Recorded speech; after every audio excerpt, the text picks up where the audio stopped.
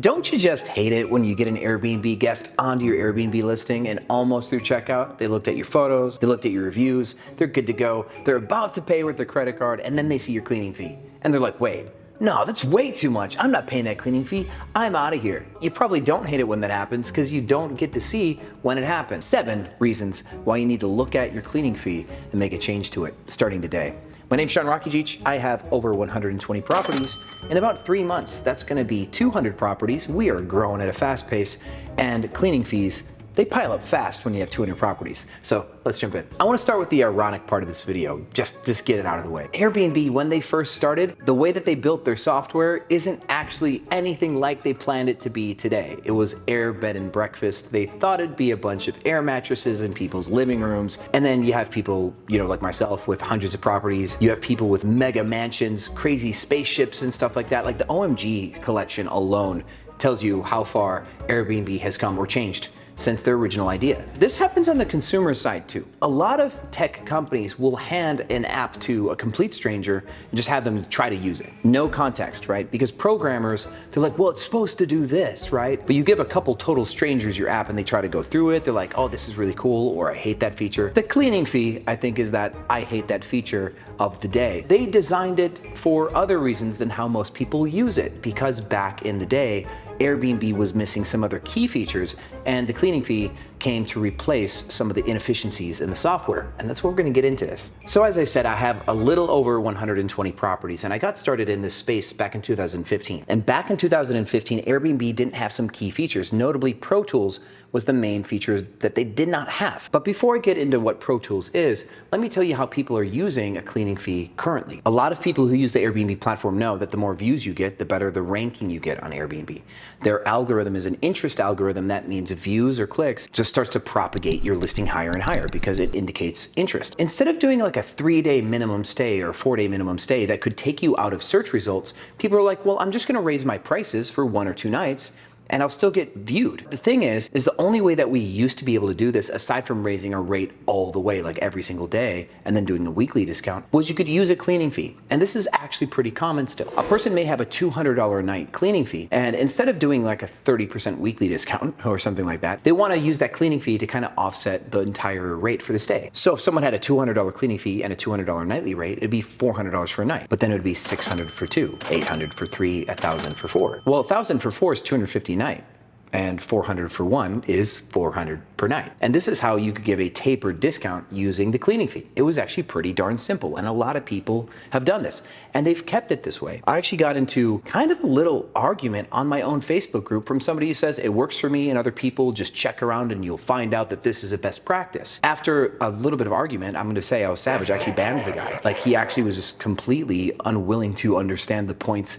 And so for the rest of you who may not have seen this conversation, because I banned a man, we're doing 7 reasons why you need to change your cleaning fee. And if you think I was too savage for banning him after this video, you just let me know in the comments. So sometime after 2015, Airbnb rolled out Pro Tools. And I think it was one of the smartest things that they've ever done, because even to this day, Vrbo, Booking.com, they have a software experience deficiency, is what I'll call it. When we go to use a software like Airbnb or Vrbo, we want to have the easiest experience for the sake of ease of adoption. So more listings are going to be on Airbnb just because how easy it is to use as opposed to Vrbo. But then they decided to push it a little farther, not just ease of experience, like ease of onboarding, but then they started adding some really cool granular features. And so one of Pro Tools' main features is that they do 2-day and 3-day and 4-day discounts, not just the weekly and monthly discounts. I did recently do another video on the multi-calendar, which is another Pro Tools feature, and you should watch that video to understand how the multi-calendar really governs your pricing strategy and cool things you can do with that Pro Tool. But in this case, the 2-day and 3-day discounts are super important because what they do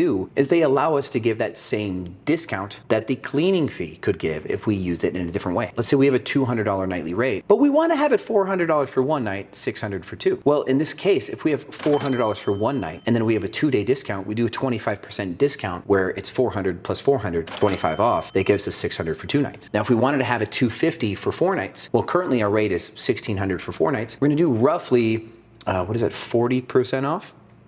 Maybe something like that, and gets us down to $1,000 for 4 nights. Doing this allows us to open up the cleaning fee to be a more price appropriate number, and there's going to be 7 reasons why you want to consider doing this. As normal, you guys know that I just kind of start riffing, and I forget to ask you to like the video or ask you to subscribe, but it would mean the world if you could like this video. It lets YouTube know that this content is worthy of your time and worthy of the people's awareness. And anybody who has a short-term rental property could really benefit from the 7 tips that I'm about to give. So please like the video to help it float along the short-term rental content space. And let's get into number 1. The first one is a risk-reward trade-off here. If you have a higher cleaning fee, you have a higher loss if the cleaning fee is ever refunded. Now, some of you may not know this, but Airbnb has host standards, and the host standards define what a host can and cannot do, and what the penalty will be if a host doesn't meet all standards. Now, cleaning has always been one of the most contentious parts of being an Airbnb host, because a guest can just say that one little thing is wrong, or so it seems, where a guest is like, this one little thing is wrong, and they make a big deal out of it, and then Airbnb wants to come after us for some money. It's quite common that a cleaning fee refund is one of those things that they do. Now, if you don't think that this is a risk, hear me out on this. How many square feet do you think a hotel room is? Maybe 300, 350 square feet. How many pieces of furniture are in that place? How many things can be removed or moved around in a place like that? There's very little complex surface area in a small hotel room. Now try a 2,500 square foot home full of all the adornments because somebody got super excited and designed that home to be awesome. And now that home probably cost a couple $100s to clean at bare minimum. Even just regular labor hours, a big home costs a lot of money. Now if you doubled your cleaning fee and said, hey, my cleaning fee is $495, and a guest comes in and they get a cleaning fee refund because maybe there's a dust bunny under one of your many couches, just the littlest photo, Airbnb can come after you for that cleaning fee. And so in this case, if you doubled your cleaning fee as a way to offset your price for pricing strategy change, now every time that you have a guest issue, you're at risk of like losing $495 instead of say $250, which might have been your actual true cost of your housekeeping. Number 2 is another loss risk here. It's a similar scenario. Let's say somebody books your home well in advance, like 2 months in advance. It's August 22nd, and let's say people are booking for Halloween. Well, let's say something happens, right? Something happens and September 30th, October 5th, they cancel their reservation. Well, that's inside of 1 month, and so they won't get a full refund if you have a strict cancellation policy. Let's say they cancel October 25th for a reservation that's about to start October 29th. That is 4 days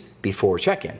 That definitely doesn't get a refund. But now, the part that does get refunded is the cleaning fee. The reason why is because the person did not stay, so the place does not need to be cleaned. So imagine you did something really silly. Let's imagine you had a $100 nightly rate and a $500 cleaning fee. Some people do stuff like this. Well, somebody books for 3 days and it's $800 because it's 100 times 3 plus 500. Well, they cancel last minute, you get to keep 300 and the guest gets 5. Now, you're scrambling to get another reservation, but nobody wants you for 100 plus a $500 cleaning fee last minute. This type of gamification using cleaning fee means that you give away huge refunds because part of your refund is actually the cleaning fee. And you could have kept that money if it was actually just part of your nightly rate. I think those two alone are worth changing your cleaning fee, right? If you agree, put it in the comments. Gotta get an amen for a cleaning fee change. But that's just number 2. And let's get into number 3. This one is almost never going to be used. This might more so apply to smaller properties, like super small properties. Your minimum nightly rate setting on Airbnb is $10. You cannot choose a nightly rate below 10.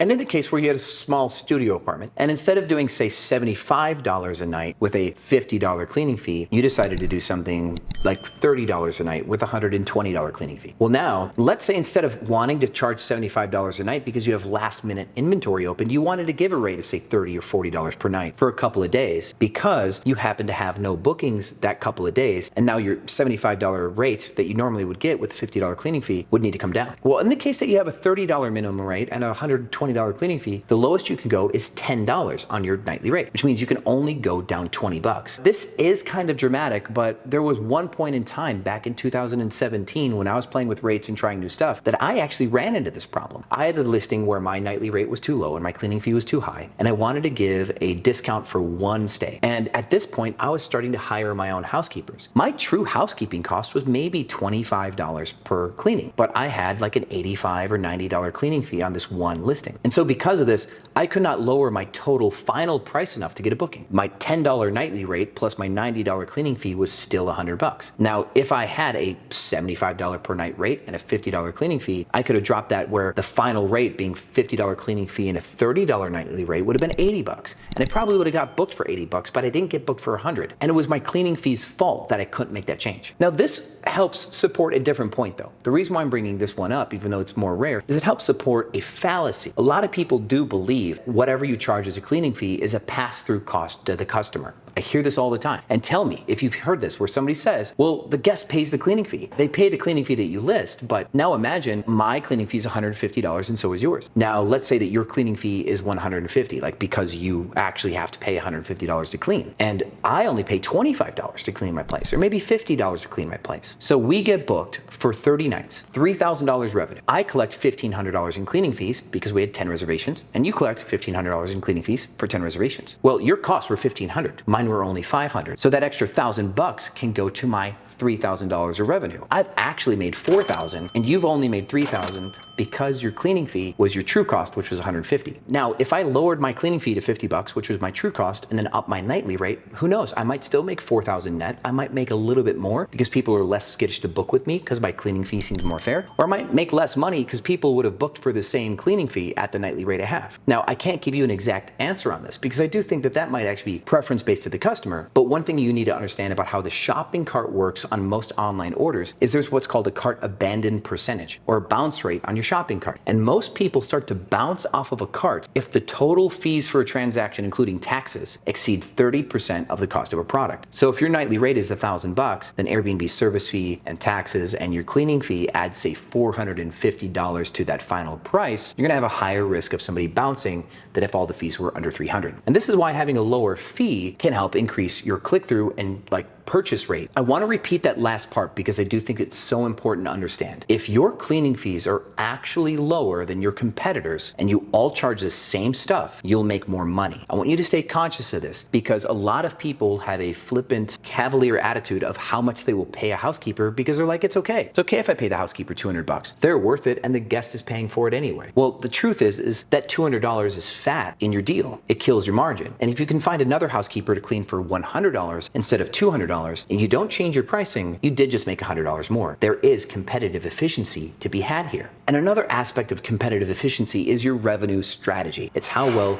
you can price from day-to-day bookings, weekly bookings, and monthly bookings. And you might have a daily rate and have everything dialed in, but if your cleaning fee is some big bulky item, it makes it hard for you to navigate your pricing strategy in a couple ways. And one is your length of stay discounts. Let's imagine that you do use a real weekly discount, say 25% off, and you use a real monthly discount, say 35% off. Well, that only gets applied to your nightly rates. If you have somebody booking for a month at $100 a night and they get 35% off, they're gonna pay $65 a night. But then if your cleaning fee is $600, you're not gonna capture the same efficiency on the discount. Then this big rock of a fee becomes this uncooperative part of how your system works. It's much better to keep your fees small so that way you can focus on price perfection in your nightly rates. As much as we try to perfect our price using something like Wheelhouse or Price Labs or Beyond Pricing, at the end of the day, when people are playing with their calendar and we think we have the right nightly rates, Wheelhouse and Price Labs don't consider your price for your cleaning fee as part of their algorithm. And so if your cleaning fee is higher than your competitors because you weren't paying attention or you thought it was some slick thing to do, and then you add Wheelhouse and they start running a pricing strategy and your fees are out of control, you'll actually stop getting bookings and you'll end up behind your competition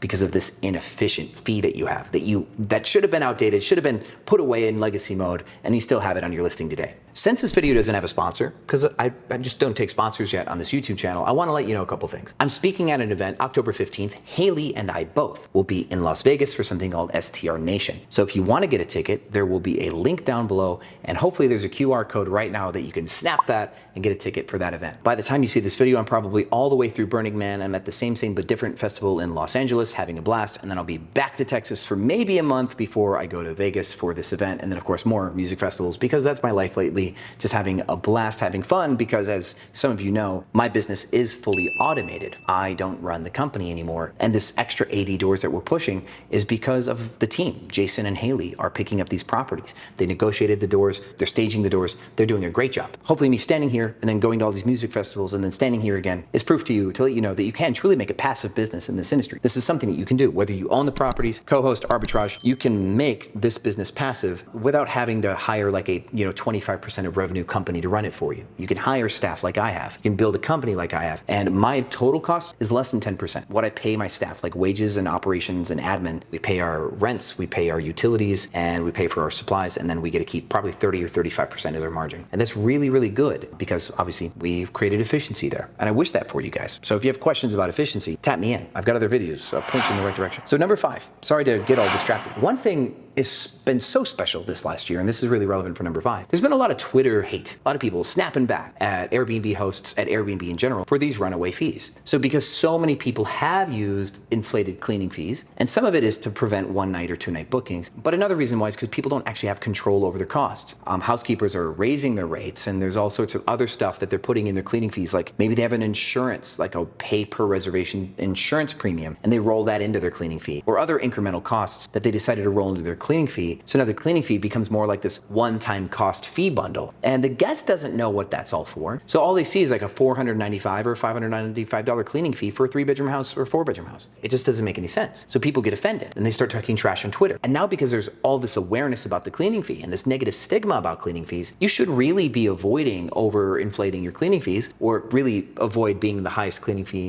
in the yard, because people are naturally avoiding these now as a measure to take a stand against Airbnb and against something that they think is wrong. So if anything, if you can price your listing to have the illusion of a lower cleaning fee and add money to your nightly rate instead, you're probably gonna have better booking conversion because you're gonna have a fair cleaning fee. Even though your nightly rate is higher, people might shop with you because they get to wear that badge that said, I didn't book with a host whose cleaning fee was too expensive. So it's a competitive advantage in this case because of the culture, the current meta, that you should have a lower cleaning fee. Number 7 is one of the fun ones. It's a psychology thing. If your cleaning fee is $30 or $35, a guest might have a $35 expectation of how clean you're supposed to be. If you have a cleaning fee that's $100, they've got a $100 expectation on your level of cleaning. If you have a $1,000 cleaning fee, they're going to expect to eat off of your floor. It's going to be so clean. And when I told you that guests will call in and make a complaint about things, and then you might have the high likelihood of giving them their cleaning fee back, this increases with how big your cleaning fee is. As your cleaning fee gets bigger than it should be, the expectations of how clean your home is going to be goes up. So if you have this overinflated cleaning fee, you're going to be giving more cleaning fee refunds because the guest's expectations can be higher, and you're not capable of meeting those expectations because there's really nothing else that you can give them to make them feel better about the cleaning. So you just need to lower your rate and make sure that you're just all around giving a fair deal on people's stays. Some people are over-attached to the price of a cleaning fee. And I assure you that when I got into this little spat with this guy on Facebook, that I was completely professional about it because I actually just read my post to you is basically what I just did. And the guy just wasn't having it. So if you disagree with this, if you think that a cleaning fee should stay increased, like there's some reason that I'm not considering for having a higher cleaning fee, put it in the comments because yeah, maybe I banned a guy for no good reason from my Facebook group. That being said, I've got a Facebook group and you're at risk of getting banned from it apparently. But if you want to learn for free, go to my Facebook group. There's a good amount of people in it. And there's a lot of hosts that really care about what they do. Apparently I care so much that I get salty when people disagree with me. It's the way the world works. But as always guys, thank you so much for watching this video and I'll see you on the other side.